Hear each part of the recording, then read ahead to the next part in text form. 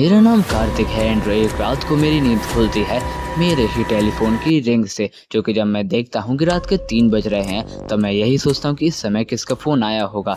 मैं जल्दी से उठता हूँ और जाता हूँ अपने टेलीफोन की तरफ एंड जाके जब मैं देखता हूँ तो वो नंबर अननोन तो होता ही है, लेकिन साथ ही साथ वो बहुत ज़्यादा वियर्ड भी होता है। एंड जल्दी से जैसे ही मैं उस फ़ोन को पिक करता हूँ तो सामने से एक आवाज़ आती है जिसको कि मैं पहचानता था, क्योंकि वो आवाज़ मेरी ही थी।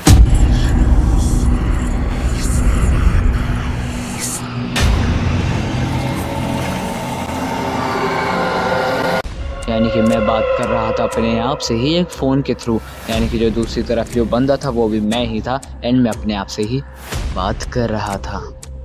पहले तो मैं यही सोचता रहता हूँ कि आखिर ये सब हो क्या रहा है, एंड तभी जो सामने से आवाज़ होती है वो मुझसे ये कहती है कि तुम्हारे पास अभी सिर्फ 5 मिनट हैं एंड 5 मिनट के बाद तुम्हारी मौत हो जाएगी अगर तुमने मेरी बातों को नहीं माना तो।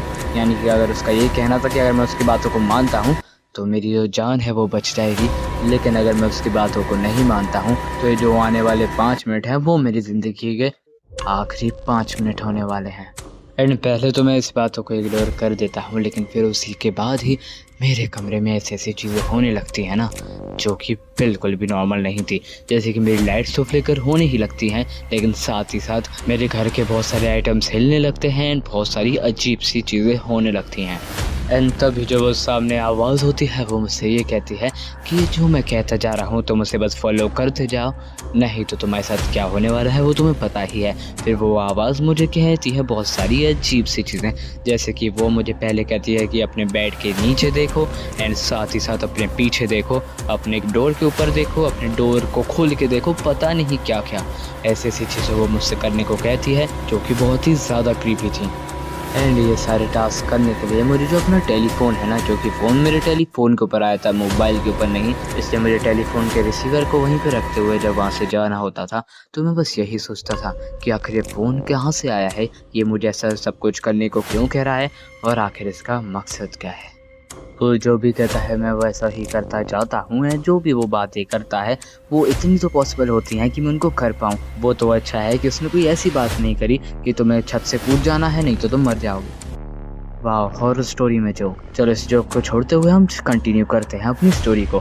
तो उसके बाद फिर क्या होता है, उसके सारे टास्क करते करते ही उसके बाद फिर मैं जाता हूँ उसके पास वापस से और रिसीवर को उठाते से उससे पूछता हूँ कि आखिर अब क्या। वो मुझे ऑलरेडी घर में ही इतने सारे काम बता चुका था कि मैं ऑलरेडी बहुत ज़्यादा थक चुका था, लेकिन फिर वो मुझे ऐसा काम करने को बोलता है जिसका मुझे कोई सेंस ही समझ में नहीं आया, क्योंकि वो मुझसे कहता है कि मुझे अपने घर के बाहर जाना है और देखना है वहाँ पे कोई है या फिर नहीं। मैंने बोला ये तो तुम पहले ही करवा चुके हो, तो उसने बोला एक बार फिर से करो। मैं जाके देखता हूँ तो वहाँ पे कोई भी नहीं होता है। तो वो कहता है अगर वहाँ पे कोई नहीं है तो जल्दी से बाहर जाओ और जहाँ मैं बता रहा हूँ वहाँ पे जाते जाओ। लेकिन मैं उससे ये कहता हूँ कि ये तुम तो टेलीफोन पे हो और मैं बाहर जाऊँगा तो मैं तुमसे बात कैसे कर पाऊँगा। तभी उसी नंबर से मुझे मेरे मोबाइल पर भी कॉल आ जाता है। और हैरानी की बात तो ये थी कि उस बंदे ने कॉल को कॉन्फ्रेंस पे भी नहीं लिया था, लेकिन तब भी वो दोनों फ़ोन पे एक ही बार में बात कर पा रहा था। मुझे इतना तो समझ में आ गया था कि ये कोई नॉर्मल सी थिंग या फिर कोई प्रैंक नहीं है, जो कि ऐसा रियल लाइफ में तो आई थिंक नहीं हो सकता कि कोई एक बंदा बिना कॉन्फ्रेंस पे किसी को लिए एक ही नंबर से 2 डिवाइसेस के साथ बात कर पाए।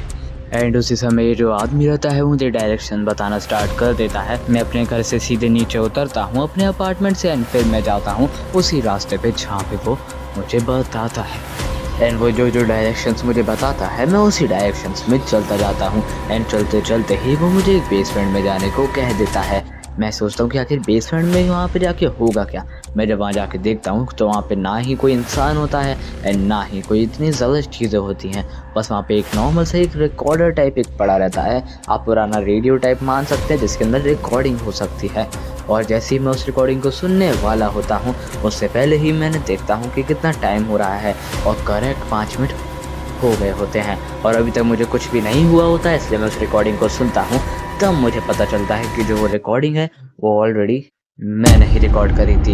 यानी कि मैं उस रिकॉर्डिंग को पहले ही रिकॉर्ड करके भूल गया था, पता नहीं मैंने क्यों करी थी, आज भी मुझे याद नहीं है। आज मैंने उसका टाइमर लगाया था जो कि मेरे टेलीफोन में ही तो 12 से बजा था, लेकिन वो रिकॉर्डिंग कॉल बन के मेरे फ़ोन पे कैसे आई।